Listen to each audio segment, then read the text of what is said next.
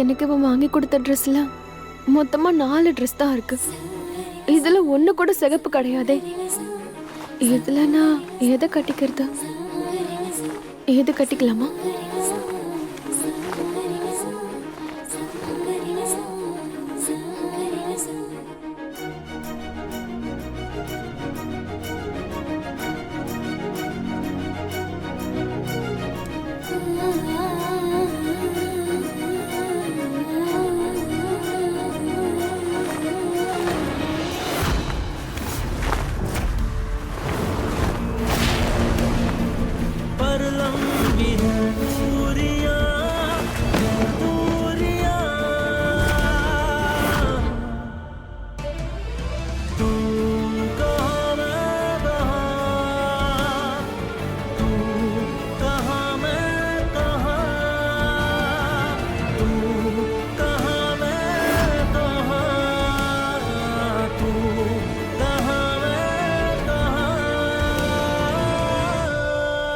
உனக்கு எதுவும் ஆகலையே? நீ மட்டும் இல்லைன்னா ஒரு வேளை அடிபட்டிருக்கும். தேங்க்யூ. சூரஜ். சொல்லு. சூரஜ், நான் உண்மையிலேயே ரொம்பவே டென்ஷன் ஆயிட்டேன். லேட் ஆனாலும் இப்போவாவது உன்னுடைய மூளை வேலை செய்யுது. அட, இந்த மாதிரி சிச்சுவேஷன்ல நீ என்ன வேற எந்த மாதிரி பொண்ணா இருந்தாலும் சரி கண்டிப்பா டென்ஷன் தான் ஆவாங்க. ரியலி? என்னோட டென்ஷன் என்னன்னு உனக்கு புரியுதா?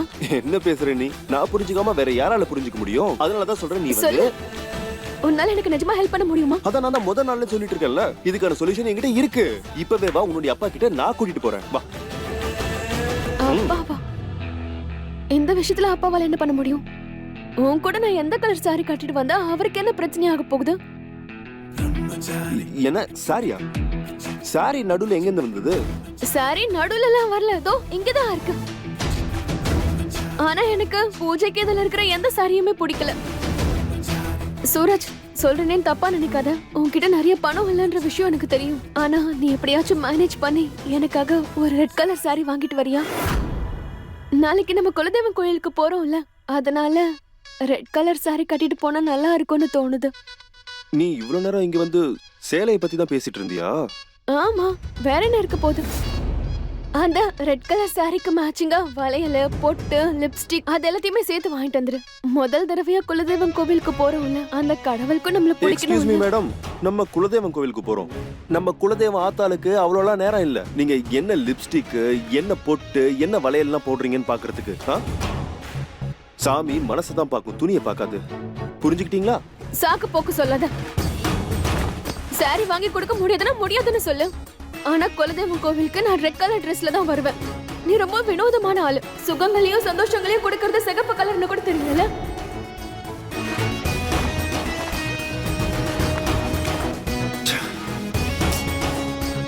முதல்ல பயன்படுத்த வேண்டியது சாம, அதாவது அன்பா பொறுமையா பேசி பிரச்சனைக்கான தீர்வை காணணும். அதாவது அவங்க கூட ஃப்ரெண்ட் ஆகுங்க.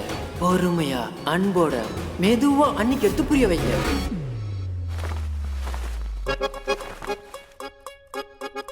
சரி, ஓகே. உனக்கு சேலையோட சேர்த்து என்னெல்லாம் வேணுமோ அது எல்லாத்தையும் லிஸ்ட் போட்டு கொடுத்துரு. நான் போய் கடையில வாங்கிட்டு வந்துடுறேன். பெருசாலாம் ஒண்ணும் இல்ல. மேட்சிங் நெயில் பாலிஷ் கூட வாங்கிட்டு வந்துரு ப்ளீஸ்.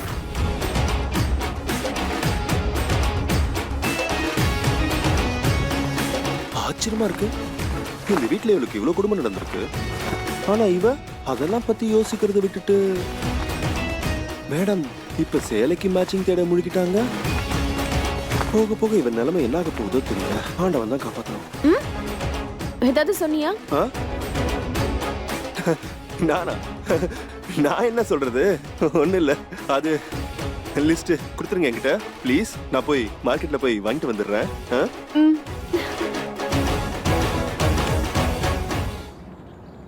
காவியா, போதும், இதுக்கு மேல முடியாது. இப்ப நான் கண்ணை திறக்க போறேன். பொறுங்க பொறுங்க பொறுங்க, 2 நிமிஷம். என்னால முடியாது. Okay okay okay okay okay okay. இப்ப தாராளமா உங்க கண்ணை திறக்கலாம்.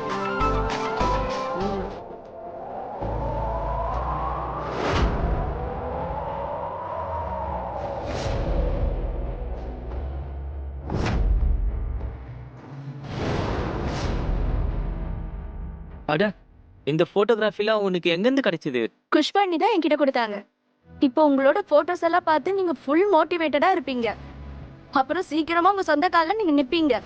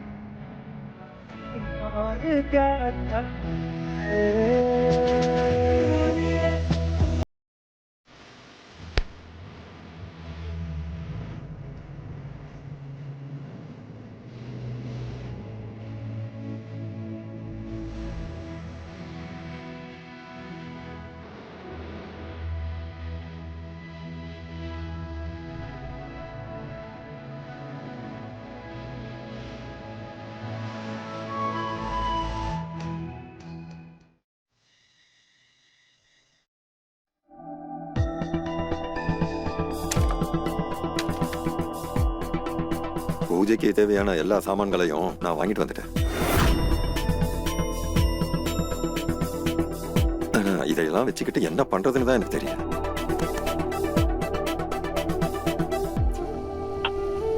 இதுல இருந்து எதை எடுத்து குலதெய்வத்துக்கு கொடுப்பாங்க, எதை மருமக கிட்ட கொடுப்பாங்கன்னு எனக்கு எதுவுமே தெரிய மாட்டேங்குது.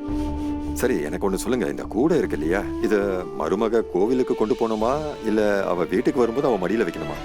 சொல்லுங்க. இத பாருங்க, பின்னாடி ஏதாவது தப்பு நடந்ததுன்னா என்ன குறை சொல்லாதீங்க. ஒரு தடவை எல்லாரும் அவங்க கண்ணால அதை நல்லா பாத்துருங்க. என்ன, இது கிடையாது அது கிடையாது இப்படி அப்படி பண்ணக்கூடாதெல்லாம் சொல்லாதீங்க. இந்த கொழுந்தனாருக்கு என்ன ஆச்சுன்னு தெரியல. இந்த ஜென்மத்துல யார நான் மருமகளா ஏத்துக்க மாட்டேன்னு சொன்னனோ அவளை போய் குலதெய்வத்துக்கு பூஜை பண்ண சொல்றாரு. நீ சொல்லு. நானா? நீ இல்லாம வேற யாரு? சித்தப்பா, அது எனக்கு எதுவும் தெரியாது. உங்களுக்கே தெரியும்ல, ஒவ்வொரு வாட்டியும் என் கல்யாணம் நின்னு போகுதுன்னு. அதனால நான் தெரியாம கூட தப்பு பண்ணிட்டேன்னா நான் வாழ்க்கை ஃபுல்லா கன்னியா தான் இருப்பேன். இல்ல என்னால ரிஸ்க் எடுக்க முடியாது. மருமகளை நீயாவது சொல்லு, உனக்கு தான் கல்யாணம் ஆயிடுச்சு. நான் கோயிலுக்கு போகும்போது அத்தை தான் எல்லாம் ரெடி பண்ணி கொடுத்தாங்க. அத்தைக்கு தான் எல்லாம் தெரியும். சரி, இப்ப நான் அதிதி கிட்டே போன் பண்ணி கேட்டுக்கிறேன். தெரிஞ்சாலும் நான் எதுவும் ரெடி பண்ணி கொடுக்க மாட்டேன். அன்னைக்கு வெளியே போய் பாஸ்தா சாப்பிட்டுட்டு வந்தா, இன்னைக்கு கோவில சாக்கு வச்சு சுத்திட்டு வர போறா. கொடுத்து வச்சவதான். இந்த அதித்தி பொண்ணு போன் எடுக்க மாட்டாளே. தாத்தா, ஆ, நீங்க எல்லார்கிட்டயும் கேட்டீங்க, ஆனா என்கிட்ட கேட்கவே இல்லையே. உன்கிட்டயா? இப்போ நான் இன்டர்நெட்ல கேட்டு வேற என்னெல்லாம் தேவைன்னு நான் உங்ககிட்ட சொல்றேன், சரியா? இங்க பாரு செல்லம், உன்னோட இன்டர்நெட்ல இருந்து நமக்கு தகவல்லாம் கிடைக்கும் தான். ஆனா வீட்டுல இருக்கிற பெரியவங்க தான் சாஸ்திர சம்பிரதாயத்தை எல்லாம் சொல்லி தருவாங்க. அவங்க மனசார சொன்னா நல்லது நடக்கும். போய் நீ விளையாடுவா, நல்லா விளையாடு.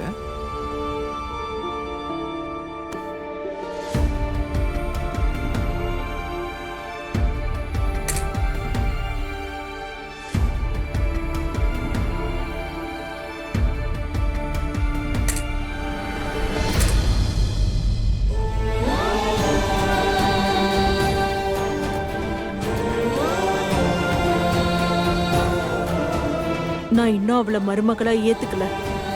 ஆனா நீங்க கஷ்டப்படுறதையும் என்னால பார்க்க முடியல. அதான் பூஜையில குறை வரக்கூடாதுன்னு இதெல்லாம் பண்றேன்.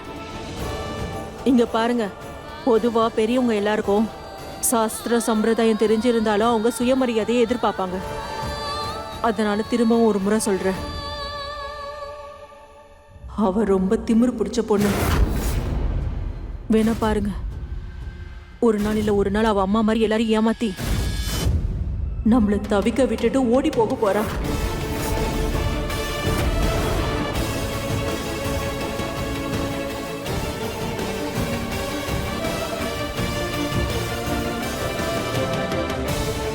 நீங்க வேணா பாருங்க, சூரஜ நல்ல வழிக்கு மறுபடியும் கொண்டு வர முடியும்னா அது இந்த பொண்ணால மட்டும்தான் முடியும்.